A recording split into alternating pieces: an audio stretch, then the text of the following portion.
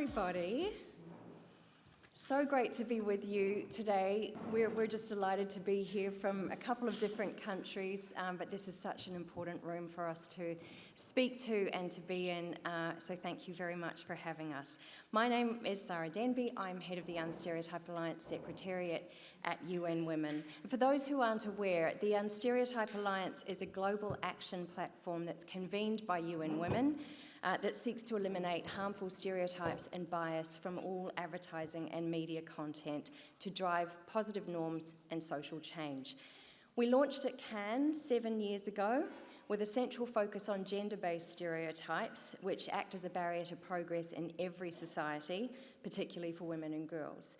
But in 2020, we opened the aperture to stand against all stereotypes, including race, ethnicity, age, ability, sexuality, education, socioeconomic status, etc. And we've been watching and tracking the data. I live in New York, it's so nice to be able to say data rather than data. But it's become increasingly clear that in our many efforts to date, we have overlooked a really crucial audience. We conduct a biennial survey called the Gender Equality Attitude Study, which measures perceptions around gender across a current cohort of 20 countries. In recent years, we've seen a really concerning regression in the attitudes of men towards gender equality. Data from the study shows that the archaic attitudes towards gender still prevail. While 9 in 10 people will tell you that equal pay for equal work is important to their country's future success, 40% of male respondents agree that a man's job is to earn money while a woman's job is to look after the house and the family. 51% of men agree that women should work less and devote more time to caring for the family. And 19% of all respondents believe that there are acceptable circumstances to hit your partner or spouse. Probably of greatest concern is that these views are held most fervently by younger cohorts of men. Traditional perceptions of gender are not dying out with older generations. They are being actively propagated amongst our young men across the globe. Today you'll hear from Rachel Lowenstein, Tom D'Souza, Fernando Desouches, Rebecca Swift and Samori Gambrah, who each have a perspective on this regression, what's driving it, the portrayal of masculinity in advertising, and whether in our efforts to drive social change through progressive representation of all people, we have left men and boys behind.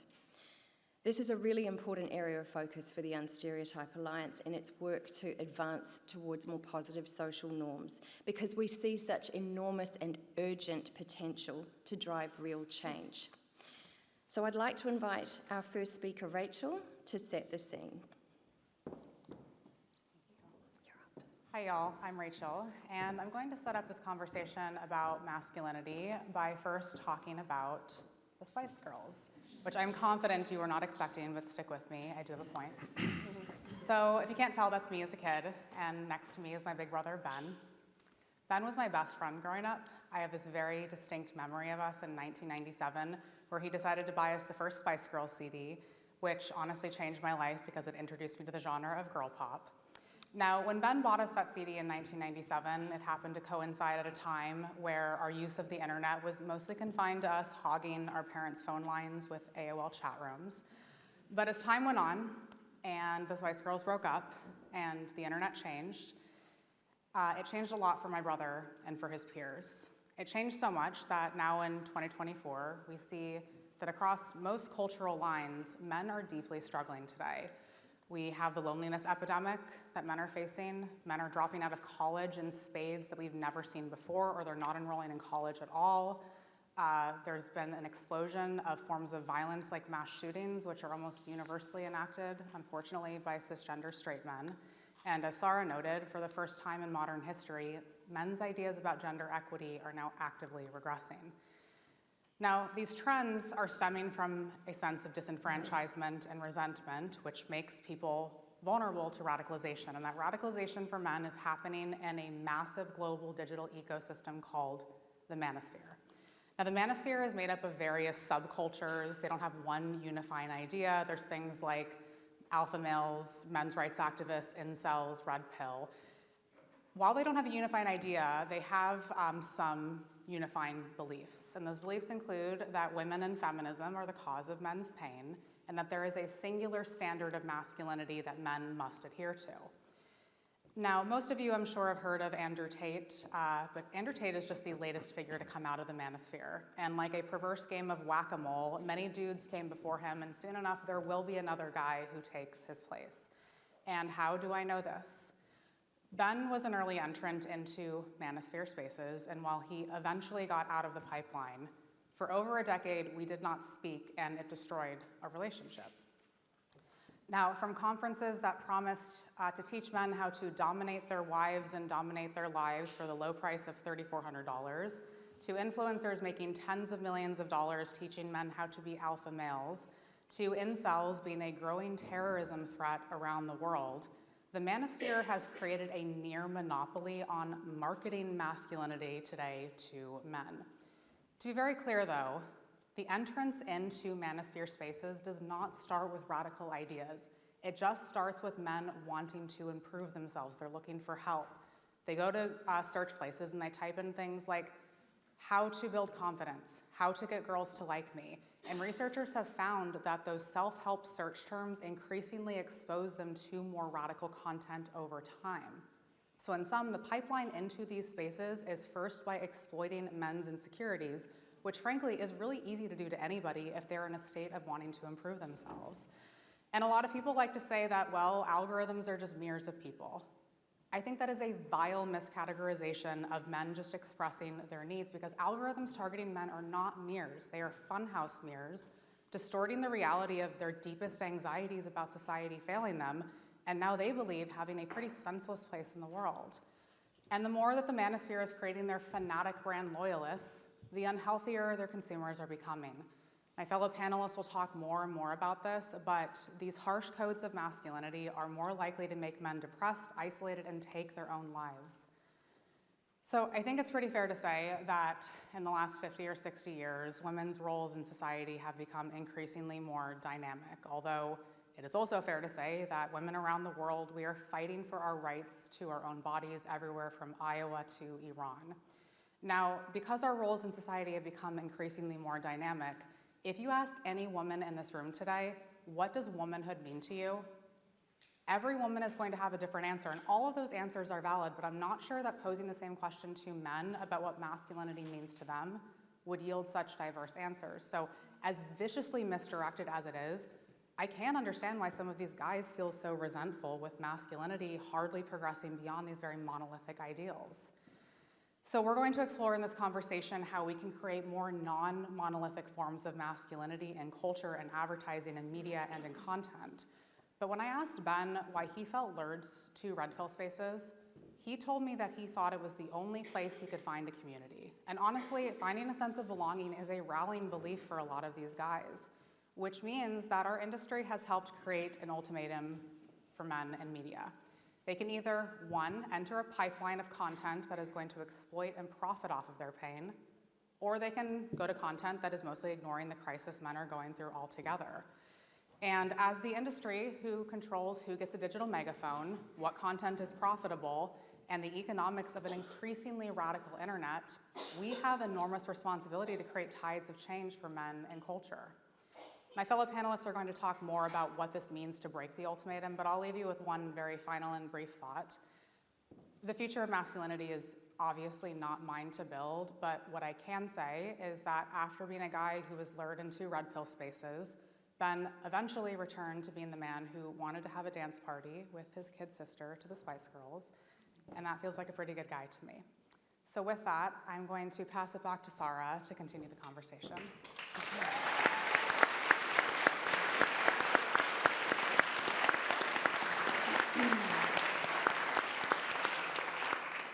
Thanks, Rachel. So it's against that backdrop that we are here today. It may be surprising that the Unstereotype Alliance, convened by UN Women, is asking the question, are we leaving men and boys behind? But we have reached a crisis point. With renewed vigour for women's equality and feminist movements, the attitudes of young men the world over are moving backwards in their support for gender equality, against the roles of women in the home, in society, in leadership positions, and conversely, a growing acceptance of violence towards women. So what is influencing this? Certainly in advertising, portrayals of masculinity have become increasingly monolithic. The impact is widespread and it's significant, notably on the health of men and boys. To tell us more about that, Tom. Hi everyone, my name's Tom and I am here from Movember. A little bit about me, I'm a born and bred Southeast Londoner, born into a family, a comedically large Indian family, where manhood, masculinity was never spoken about, it was just assumed. And for the past 10 years, I have been growing mustaches. Apologies for anyone in the room that's had to endure one. But like a lot of the good ideas that we've had, this one started in a pub between some friends, and I think it's fair to say this is a bit of a joke that's got way, way, way out of hand. But what we have managed to do is get guys to use the mustache as a bit of a Trojan horse to unlock conversations about their own health. So today I'm going to talk you through a little bit about the state of men's mental health with a focus on young men. And I will say, I'm going to touch on mental health and suicide. It is heavy. If anyone personally finds it too heavy, please take a break. I encourage you to do that. If anyone in the room needs support or someone they know needs support, please head to movember.com/get support for some great signposting. So sadly, when it comes to mental health and suicide, gender is unavoidable. Right now, 3 out of the 4 suicides in the UK are men. We are losing 1 man a minute to suicide on average around the world. If you're a young man born in the UK right now, the thing most likely to kill you is not knife crime, it's not cancer. The thing that's going to take a young man's life most likely is himself. And it's a really, really challenging time is what we're hearing to be a young man. Lots of conflicting information they're getting from lots of different sources. And it's really important that we continue to listen to what these young men are saying. So one of our pieces of research, we spent 6 months with 100 young men between the ages of 15 and 34, all from a lower socioeconomic background, so with a household income lower than the national median. We began to understand their fears, their hopes, their dreams, and for them what it means to be a man. And instead of me trying to relay that, let's hear from them on what they had to say.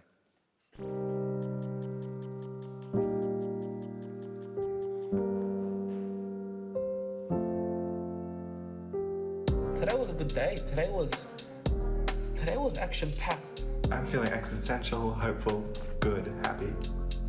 My favourites. I don't know why I have plans. It just makes me happy. Men, you do this. You need to stop this in order to become a better man. As a man, I need to work. I need to be productive. Just be in shape. I think it shows a certain level of discipline. The manliest man is the biggest guy who has the biggest muscles. He's the one who is going to win physically in any fight, so that makes him the manliest man. I'm not open with anybody. I don't trust anybody. I just keep myself to myself. I think that men find it difficult to open up because they don't want to be a burden on anyone else that they're around. I really didn't want to speak about it. I was worrying that people would think I was sort of kind of pathetic and weak.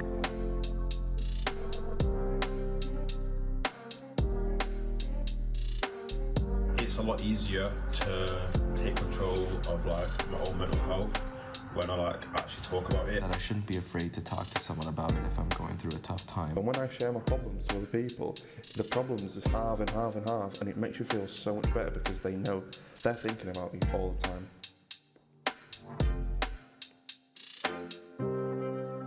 Incredibly brave testimonials from these young men. You know, strive for success, but also suffer for success.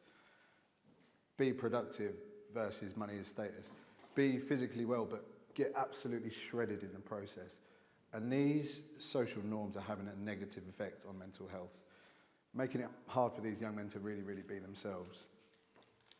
From our most recent piece of research, and I'm going to fly through this because Fer's going to take you through it in a little more detail, what we found is a lot of younger men's views are a lot more progressive, and there is a gap between what they're thinking, the smaller bars, versus what they think society is telling them to act.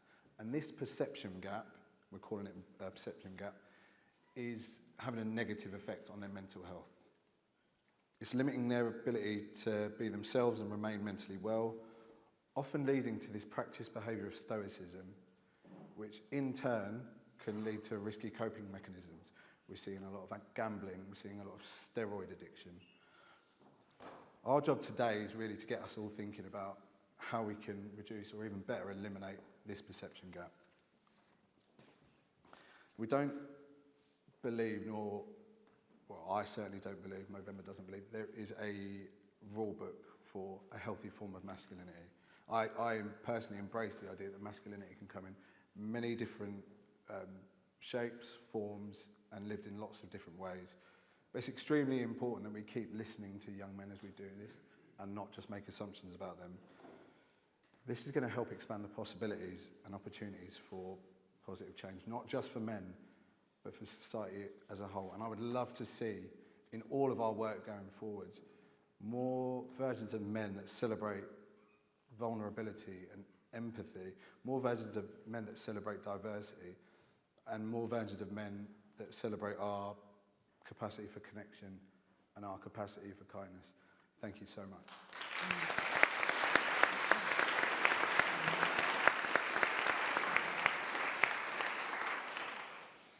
So, what role do advertisers and advertising play in all of this?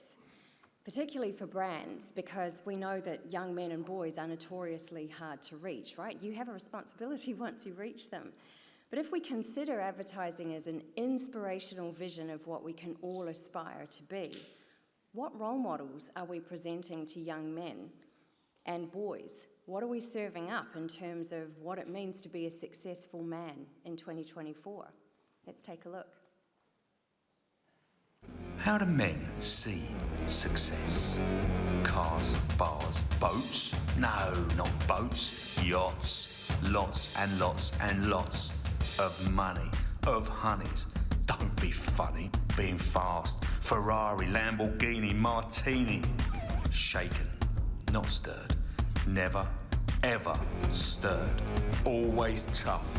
Triceps, biceps, pecs. Sex, lots and lots and lots of sex. Lots of success. Business, excess, careless, hairless, fearless, joyless, heartless, expressionless, humorless, relentless, emotionless, soulless success.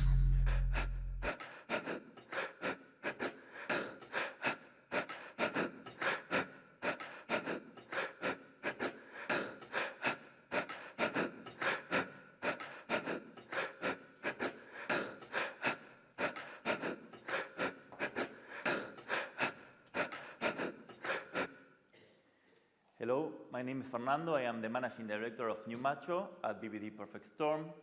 We launched New Macho to help brands and institutions to represent better men and boys in brand communication and also to engage better with them. And the reason we have done that is because we learned after extensive research we have done that talking to 3,500 guys in 10 countries that men have been raised to perform their masculinity instead of live it. This means most men has been conditioned somehow to perform who they are instead of being who they are. And this is certainly affecting them. And we can discuss for a long time which are the conditionings that take you there to perform. But here, I think we want to think more about what men are performing towards. So if they are performing, what they are performing to. This is the notion of success, the notion of the aspiration for men, that still, as we saw in the video today, is very narrow, quite materialistic. Men are being valued for what they have and how they look, and not much for who they are and the difference they can make to the world. And this is why we think at New Macho that success is for men what beauty was or still is for women, in the way that success objectifies men. And we need to get out of that objectification. And as Tom said, this is really affecting men. So our latest survey we have done last year, talking to 4,000 men in the UK and the US, brought to us that 2/3 of millennial men think that the way they are represented by advertising and the media makes them feel less successful than they are, makes them feel worse by themselves. So this is totally in line with the new Movember results. So we wanted to learn more. So what is this success? What is happening? How they define success? So we asked all of them, 18 to 75 years old in both countries, and we said, okay, tell me, what is this success for you today? But before, tell me what was success for you before, when you were young. And they told us, well, when I was younger, I thought success was about making a lot of money, having a lot of things, a glamorous lifestyle and fame. But now I changed. I think now success is about being happy every day, having good relationship with the people around me, taking care of my health and well-being, and having a life partner that supports and loves me. And this is great. This is great because this is the parts in the green are the ones that make us happier, not the ones in the black. So this is great, but it's incipient. And in between the past and the future, well, the past and the present, sorry, is the lockdown and the pandemic, and that experience that acted as a wake-up call for many men. So fine, the question is, we're in a good trend. Can we sustain that? Is it too late to sustain that? And this is when we ask, okay, what happened in culture? What happened with the way that men are being portrayed by advertising and the media? And when we asked that, we said, okay, how does media and advertising portray the concept of success for men? They go directly to the past, the green line. The green line says that it's about making a lot of money, having a glamorous lifestyle, having things that I want, and being famous. So it's rooted in the past. And when we ask the second question, that is, okay, and where do you feel the pressure coming from the media and advertising and are in the same places when they tell me that I have to have a lot of money, I have to have a glamorous lifestyle, I have to have possessions? So there is a mismatch on where men are or intended to be after the pandemic and how we are represented, the aspiration for men. It's not just men, the aspiration for men. And you can tell me when. This is the way that brands are built. We build by generating aspirations, and that aspirations are attainable, so that makes the brand desirable. And we asked that as well. We asked, okay, tell me about the luxury brand you love, that you really engage with, how the brand communication of that brand makes you feel. And from a long list, they told us, well, I like the brands that make me feel happy, motivated, and inspired when they communicate. And at the bottom of the list is respected, powerful, and rich. But when we think today, and when we see what are the ads in the luxury space, or skincare, or automotive, or some of the alcohol ones, this is what they are portraying, spaces where we talk about rich and powerful and respected. And changing this is not just a social cause. This is great for brands. Kantar has analyzed thousands of advertising talking to men for the Unstereotype Alliance, and they conclude after that when men are represented in a more progressive way, you have a positive impact in sales powers and in equity, in brand power. If you want to learn more about that, the Price of Success is the last report we have. You can get there through the QR code or from our site, and that will be it for me. Thank you.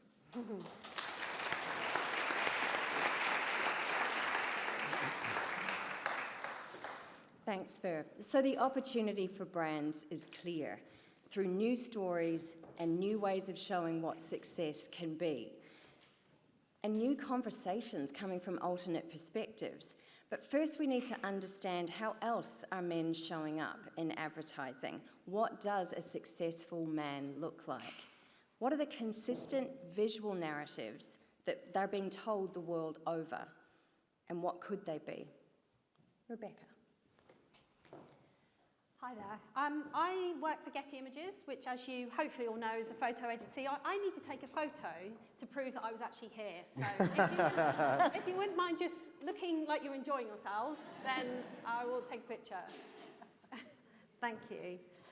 So what you might not know about Getty Images is that we have a visual research team, and the research that we do is looking at how visual tropes are changing over time. We're really interested in what the next evolution of the way certain subject matter and the way that we as humans look. And so as we started talking about this as a group, we looked back into the archives. So we looked at how advertising has been talking to men over many, many, many years. So we went back to the post-World War II. So we looked at 1945, which was when men were coming back from war, and advertising brands and the government actually at that time were trying to encourage men into business. Now, there was also a push for pushing women back into the home, but we specifically looked at how men were being depicted. So men were starting to be shown as wise and authoritative and experienced. And we saw a lot of advertising in the archives which had men who were slightly more mature to really embed that wisdom in the advertising that they were showing. As we moved into the 1950s, and this is really, really interesting, because I've spent probably the last 10 years really, really investigating the way that women are depicted in advertising. I've spent a lot of time looking at kind of how that's evolved and what shifts we've seen over the last 70 years. But actually, when you then go back and look at men, and I think the 1950s is a great example of where there has been so much attention on women in the home, and I'm sure you've all seen hilarious images of 1950s advertising where, you know, a woman is horribly excited by a new cooker or a jar of mayonnaise or something. But actually, if you look at the men, look at what the men are doing in those ads. They are usually coming in from work or going out to work. And there's some great examples here of this this notion of a man is only in the home when he's finished doing his work. And I think that's really, really important, because actually a lot of those stereotypes still are around today. Then the 1960s was this kind of frontier aesthetic, frontier trend, where obviously men were going to the moon, important. And so we kind of saw this, men as adventurers, men as explorers, men as looking to the new frontiers. And that's kind of when the Marlborough Man and those kind of tropes started to really be seen in advertising. And then as we kind of moved into the 1970s, again, you can kind of see here, we've still got the man in his business suit. Again, you can tell even though he's at home and he's being taken care of by his woman, he is still thinking about work because he hasn't taken his tie off yet. And that's really important. And this is this is when women discovered men. So we start to see this kind of adulation of man, and we see a lot of women kind of posing over men's shoulders or looking, this one is a great Baby Sham, classic brand, looking lovingly at the man, because the man is bringing all of those lovely qualities that have been embedded over the 30 years. And this is my favourite era. This was the 1980s. So I think we looked at possibly, I think it was nearly 5,000 ads. So we dug into all of the archives in the UK and the US, and we pulled out everything we could that was really focused in on men. And it was really the 80s, as we moved into the 90s, where you started to see men's bodies. None of those ads I've shown you before have featured men's bodies. And this is where we really started to see this happen. And of course, when you look at advertising in general and how women were depicted, it actually runs in parallel. So the objectification of women, as we kind of now talk about it, happens for the same for men, but it hasn't been talked about in the same way. So this is the era of the underpant and the topless man, and you can see here nicely chiseled bodies, and that again that kind of pressure started, which women have felt for much longer. And interestingly, it was brands like Abercrombie & Fitch. We know, not a great brand, we found out since. But Abercrombie & Fitch really started this idea of camaraderie, but only amongst beautiful people. And this ad is my absolute favourite, where they've all got their trousers hanging around their ankles. Needless to say, I have quite a collection of these images now. And then I remember this eternity ad, and then we started to see this notion of parenthood and fatherhood, which again really, really endures to today. This idea of being a parent and passing down, your knowledge and your experience to the next generation. And then as we kind of moved into the 90s and the 2000s is when we started to see competitive sport appearing in, not only as with some examples here, in sport brand advertising, but in advertising in general. And that pressure for the perfect body and winning, importantly, started to kind of really, really be shown in advertising to men. Now, I'm now going to show you some images from our stock collections and from the 2000s through to the current day, because those advertising campaigns were great. They were very, very influential. But as you can imagine, when kind of the digital communication, digital advertising started in the early 2000s, the bulk of the imagery that we see now and the bulk of advertising that we see tends to be online. And obviously, as a company that sells many, many millions of images and videos every year, we have a great kind of global overview of where content is going and how it's being used. So I'm exposing my soul here because I'm showing you some really awful old stock images from the 2000s. Don't judge me, although I was around when we shot this. So this was like the early 2000s where we had, again, men at work. And this style of imagery was really, really popular at the time for a lot of brands. Men are always shown with women, you'll notice. And we, doing a little bit of a semiotic kind of analysis of that, it's like bringing that kind of emotional intelligence into the image. Here, this is a classic stock kind of business meeting where we have diversity in all its greatest forms. Old, young, people of colour, and woman, man. And the man speaking, of course. Notice that there is a theme of blue shirts that goes through all of this business imagery. I've done a lot of research into the importance of the blue shirts, which is going to be my next thesis. And here we have, again, this is the kind of the 2010s where business became a little bit more casual, and we were kind of, brands wanted to show that they were a bit more creative, so they started writing on walls. And then the late 2000s was really where the kind of the TEDx idea, things like this, where you've got, leadership and expertise being shared with other people, but in very much a kind of, a preachy way rather than a collaborative way. I'd say 2017, 2018 is when we really started to see a rise in images of men doing sport. So, we'd already seen that kind of, sport in the above-the-line advertising and print advertising, but for us, it was really kind of post the Rio Olympics when we really started to see men doing sport for leisure, but also competitively. I blame Strava and all those other kind of technologies that were around at that point. And then 2019, so this was just before COVID. All that sport has now had an impact, and he's now having to do mashups. This was the first year that we saw men as a top seller, and I should probably have said that all of these images I'm showing you from our collections were images that were sold tens and tens of thousands of times and were top sellers for us. Was when we first saw self-care, 2019.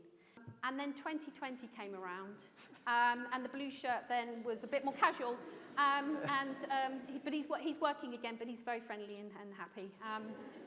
And 2021, interestingly, was where we saw any images that had to do with mental health, and this is a lovely close-up, vulnerable image, and you'll also notice first man of colour we have in our top sellers. There were plenty others, but this is really interesting how this image rose to the surface at that time. 2022 is back with women, back in the office, and this is again really interesting, the progress of kind of men out of the office, men back in the office. And then last year, he is in the office and he's a bit more casual and he's gone a bit greener with his shirt. And I just want to say, with this type of man, again, we've done a lot of semiotic analysis of this type of man. And when we test, so we do a lot of testing with consumers, with real people, and we find that this type of man, slight beard, no moustache, glasses, and this casual shirt and kind of slightly ruffled hair outperforms any other man. We did a I agree. I have the glasses. There you go.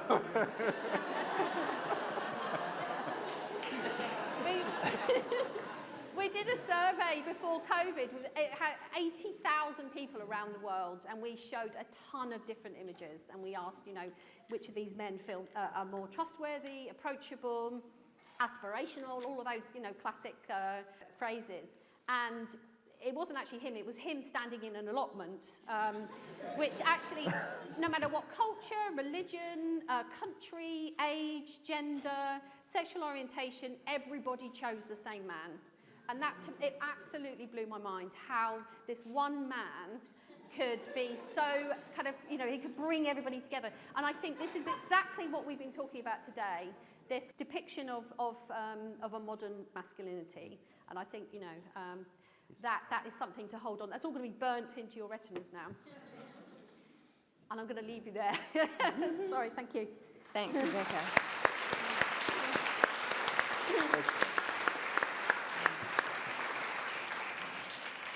Once you see it, you can't unsee it, right? So what would happen if we took our portrayals of men out of the boardroom and rid them of their corporate straitjackets and put their pants back on? What if we allowed them to show emotion, to change expression, to have friendships and healthy relationships, to be vulnerable?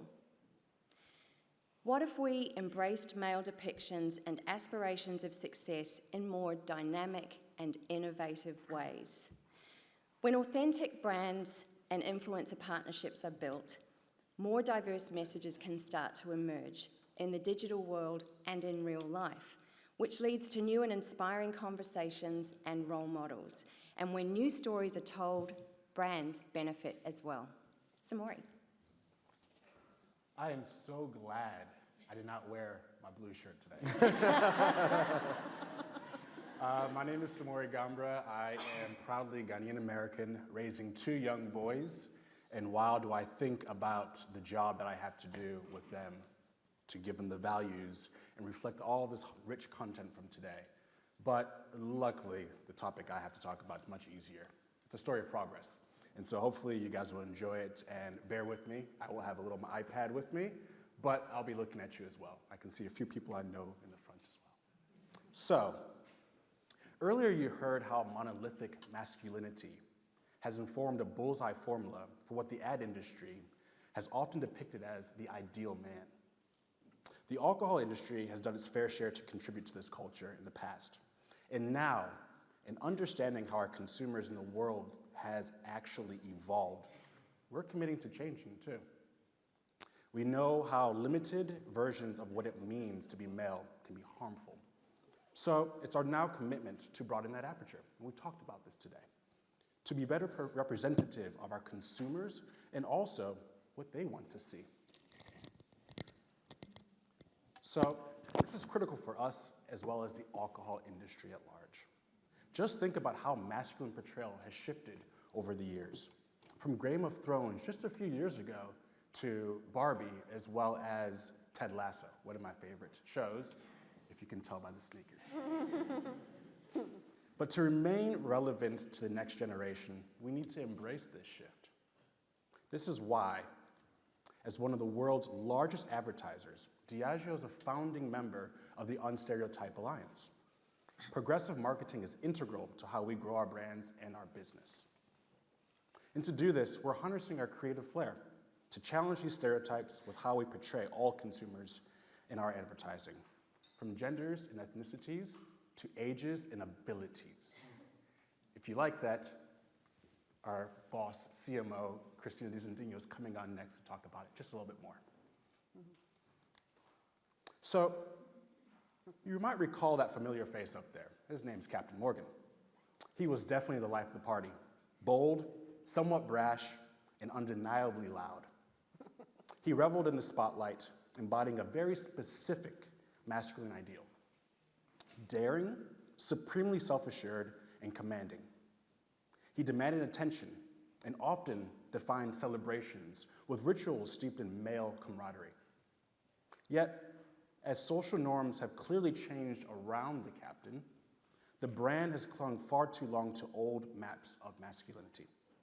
Today, our audience, Gen Z at a legal age, defines fun in very different ways, as inviting, vibrantly diversive, and inclusive. So the time has come for Captain Morgan's Spice Run to transform. In design, in communication, in print, and in spirit, embracing a broader, much richer definition of what masculinity and fun is. So as we shift from singular to collective and redefine what spice actually means, from a signature ingredient to a holistic brand ethos. And spice speaks to adding something original, unique, and different to the mix, as well as embracing the spice that others bring to the table. We want to continue this to positively contribute to culture, ensuring Captain Morgan is and remains a brand for everyone. Not only by continuing to reject restrictive tropes of masculinity, but also encouraging everyone to embrace and celebrate their own spice. A great example of this is our stance on moderation. And this work rallies against the expectations of past norms and stereotypes. 0% alcohol represents a milestone in our brand's journey, a shift from traditional links and revelry of rum and masculinity, and these ideals of a celebration of each person's unique choice. We call it again our spice. So we're committed to continuing down this path and ensuring Captain is a beacon of positive representation. And so with that, we say spice on, and I hope you like this ad that we've recently done. Alcohol-free Captain. Why are you not drinking? Why? Why you always whining? Why you always whining? Why? Oh my gosh. Please stop the New Captain Morgan, alcohol-free.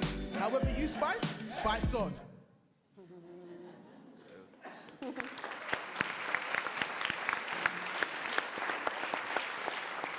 Thanks, Samori. So, let's embrace the opportunity to move away from monolithic representations of masculinity, from harmful stereotypes about what it means to be a successful man, because it is harming our young men, who in turn are harming themselves and those around them.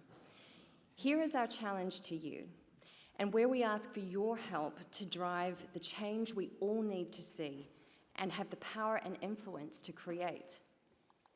As creatives and clients, reject the expected.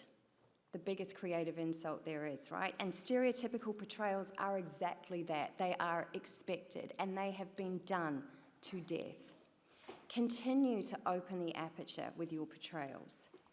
Create new visual narratives and new stories of success with all kinds of men and expressions of masculinity.